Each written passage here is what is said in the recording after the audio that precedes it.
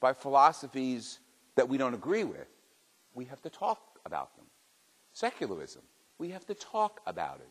We have to talk about the role of the Christian in society. And the role of the Christian in society is, yes, to feed the poor, clothe the naked, give drink to the thirsty, but there's a greater reason for that. Not just because it's nice to do it or ethical to do it. It is wonderful and it's ethical. But because the Creator gave us the challenge, in Jesus especially.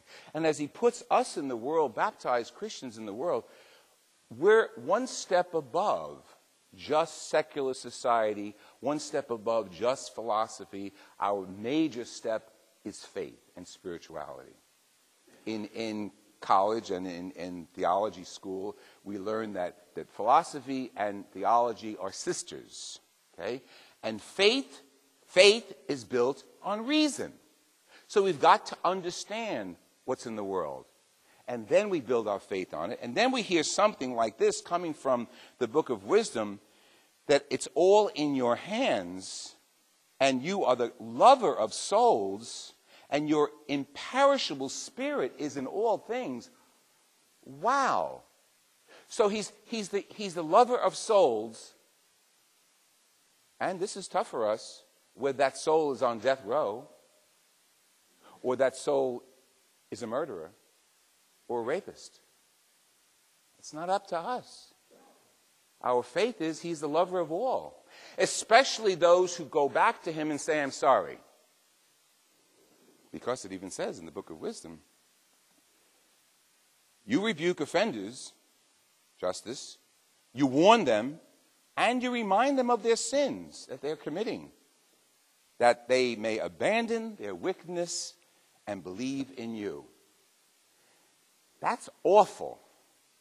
That's a pain if we're just secularists and just in the world.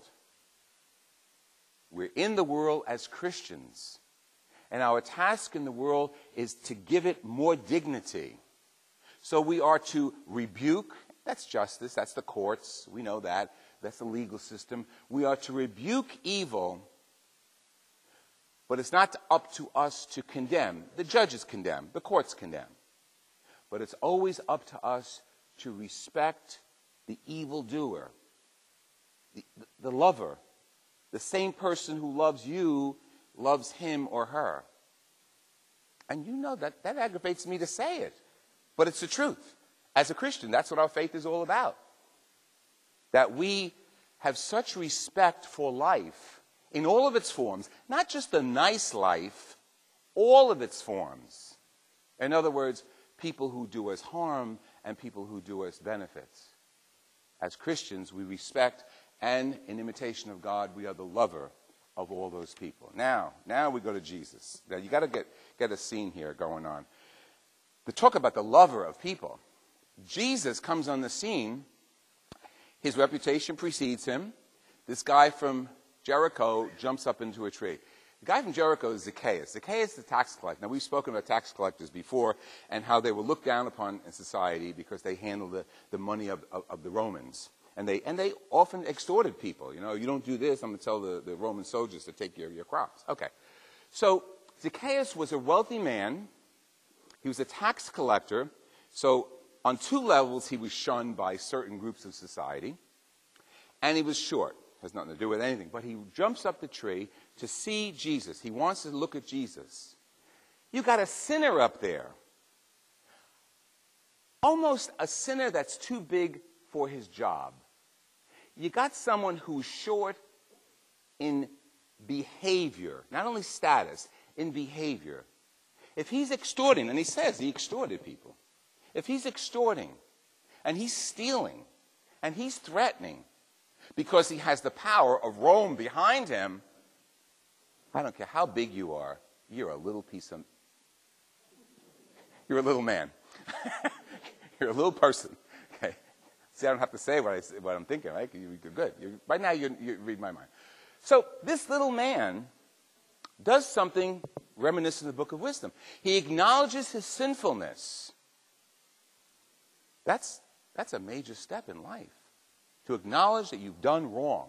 Now, we have the sacrament of confession, thank God, because It's our opportunity to verbalize it, but to get it inside and to integrate it into our lives. I have made mistakes. I have hurt people. I've extorted people. I've stolen. Okay. A man who's too big for his britches, basically. So he's shunned by society. He climbs the tree, and he looks down at Jesus, and what does Jesus do? Now, they're in Jericho, by the way, and Jericho is like, it's a very pleasant area. It's like where the wealthy Jews used to go on vacation, and probably wealthy Romans too. So we're in a very wealthy area, and this one is up in the tree, and everybody's looking at Jesus. Oh, let's see what Jesus does with this one now. Hey, he's going to really tell him where to go. I want to eat with you. I want to sit down, and I want to come to your house. Imagine Jesus saying that to you. You know what? He says it every day. But imagine Jesus in the form of a sinner saying, I want to come to you. When the students go to Eva's kitchen and they serve the poor, who are they serving? Yeah, they're serving the bag lady. They're serving this guy who's homeless. They're serving that one over there who looks bad and smells bad. They're serving Jesus. Jesus comes to us in very many disguises, very clearly in the scriptures, very clearly in the Eucharist, but he comes to us in that disguise that we least expect him to appear in.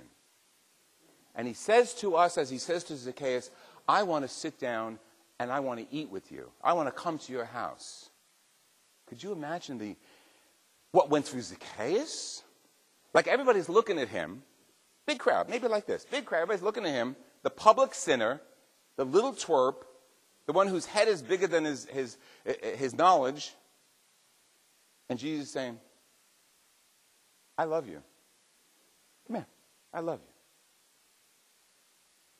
He says that to you and me. I love you. Come close. Let's sit. Let's talk. And then immediately there's a conversion. The sinner acknowledges, I've extorted, I'll give it back. I will give half of my money to the poor. I'll give back fourfold. And then Jesus says something very interesting. You've got to catch it because he says it so quickly, maybe it goes over your head. This man is a descendant of Abraham. So I don't care what his roots are. I don't care you don't like him. I don't care he's a public sinner. He's also a member of the family of Abraham. Jesus is a Jew. He's our ancestor, Abraham. We respect him as an image made in the image of God. And then he says it very clearly, and this is for all of us who say we don't sin, which it means you're full of it if you say that. The Son of Man has come to seek and to save what was lost. There we are. Line up, because there we have it. He knows each one of us. I can start with me and every one of us.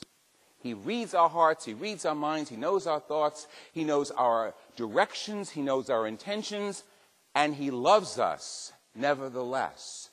Seeks us to convert, seeks us to change, encourages us to make that reconciliation, but he never says, get out of my sight. You're such a sinner, get out of my sight. Not Jesus. Maybe in the world, the secularist might say, you do bad, you condemn. Pure and simple. Out of my sight.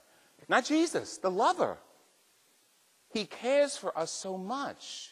We come together to eat the bread he gives us, which is his body, so that we can be covenanted, united with him.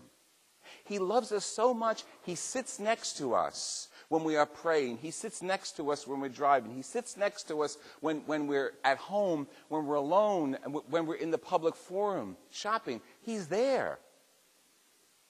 What do? Now we got to imitate him.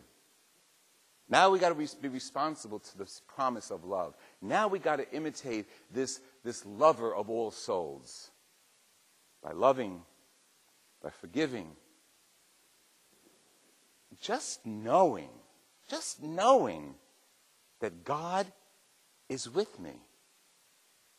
Not my head, not my intellect, my whole self. And that I was made in his image. And I could screw up until the cows come home. As long as I ask forgiveness, he says, come on, I want to eat with you.